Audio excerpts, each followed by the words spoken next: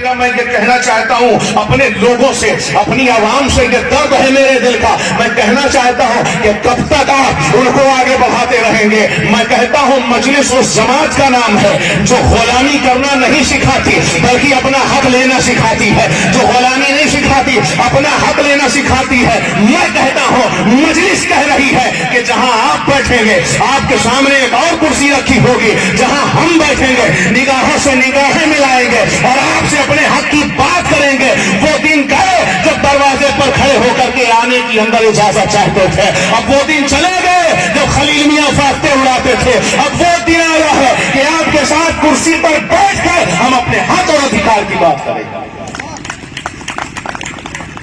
ایک سوال جو آتا ہے بہت جو پوچھا بھی جاتا ہے کہ ایم آئی ایم کو ہم ووٹ کیوں دیں؟ کوئی چیز آتی ہے، کوئی کمپنی آتی ہے، کوئی بھی آفر آتا ہے تو سب سے پہلے یہ بتاتا ہے کہ آپ ہمارا ہی ساتھ کیوں دیں۔ مجلس اتحاد المسلمین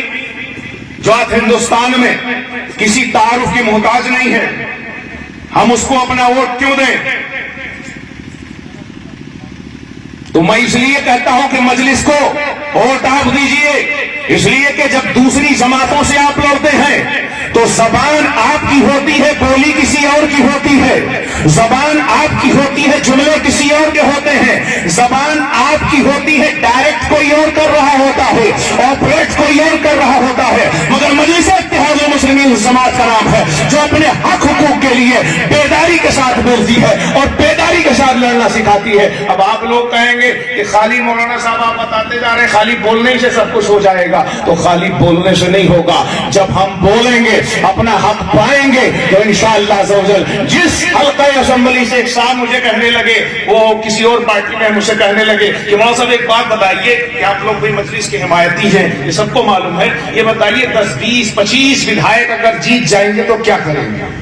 25 50 ودھائک 20 25 ودھائک جیت گئے تو یہ بتائیے کیا کریں گے؟ میں نے کہا جناب اوروں کو تو میں نہیں جانتا اور میں نے دیکھ بھی بہت لیا ہے کہ اوروں کا ودھائک بنتا ہے تو خالی چپ سے لکھنؤ جاتا ہے، آفس میں سمجھ بوجھ کے واپس چلا آتا ہے، مگر ایک مجلس کا ودھائک جب ودھائک بنتا ہے، ایم ایل اے بنتا ہے، رکن اسمبلی بنتا ہے تو اپنے آپ میں وہ مکھیہ منتری بھی دکھائی دیتا ہے، اپنے آپ میں چیف منسٹر بھی دکھائی دیتا ہے، اپنے آپ میں بے باک قائد بھی دکھائی دیتا ہے، بے باک لیڈر اور رہنما بھی دکھائی دیتا ہے اور اپنے حق کی اپنے لوگوں کی آواز بلند کرتا دکھائی دیتا ہے۔ آج تو 3 دنوں کا آپ کے سامنے ویڈیو سامنے ہے کہ ماجد حسین صاحب قبلہ جو ہماری پارٹی کے ایک معتبر اور ایک قابل اعتماد رکن ہے، جو حیدرآباد کے میئر بھی رہ چکے ہیں، تھانے میں جاتے ہیں اور جانے کے بعد جس زبان میں بات کرنا چاہیے اس زبان میں بات کرتے ہیں۔ اس لیے تو اویسی صاحب کہتے ہیں کہ مجلس ڈرنے اور گھبرانے والی جماعت نہیں ہے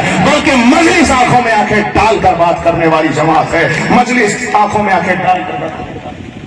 مجلس آنکھوں میں آنکھیں ڈال کر کے بات کرنے والی جماعت ہے۔ اور میں کہتا ہوں کہ ووٹ الیکشن یہ ترقی کے نام پہ ہوتا ہے، تعلیم کے نام پر، روزگار کے نام پر، ڈیولپمنٹ کے نام پر، ترقی کے نام پر، روزگار کے نام پر ہوتا ہے، لیکن افسوس ہوتا ہے کبھی یہاں لنگی کا ذکر ہوتا ہے، کبھی ٹوپی کا ذکر ہوتا ہے، کبھی قبرستان کا، کبھی شمشان کا، کبھی اگربتی کا، کبھی موم بتی کا، کبھی ابا جان کا، کبھی چاچا جان کا۔ اب یہ سیاست کا دروازہ بند ہوگا بلکہ اب ڈیولپمنٹ کی سیاست کا آغاز ہوگا۔ اب اسکول کھولے جائیں گے، کالج کھولے جائیں گے، یونیورسٹیز کھولی جائے گی اور مسلمانوں کو ان کے حق کے بارے میں بتایا جائے گا کہ آپ کو سنویدھان نے یہ حق دیا ہے، جائیے اپنا حق حاصل کر لیجئے، جائیے اپنا حق پا لیجئے۔ اب تک تو معلوم ہی نہیں رہتا تھا، لیکن الحمدللہ اب ہمارے قائد بیرسٹر الدین اویسی صاحب ہمیں بتا بھی دیتے ہیں کہ آپ کے لیے سنویدھان میں یہ حق ہے، یہ حقوق ہے، آپ کے فنڈامنٹل رائٹس کیا ہے، آپ کے بنیادی حقوق کیا ہیں۔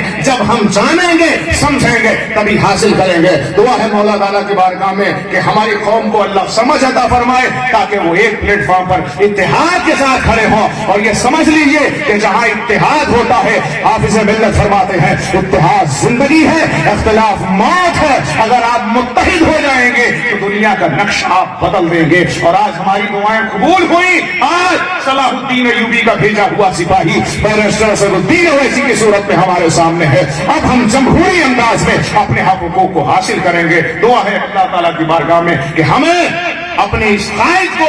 اپنے اس رہنما کو، اپنے اس لیڈر کو پہچاننے کی توفیق عطا فرمائے اور ان پر بھروسہ کرنے اور مل جل کر ان کا ساتھ دینے کی توفیق عطا فرمائے۔ وما علینا البلاغ۔ السلام علیکم۔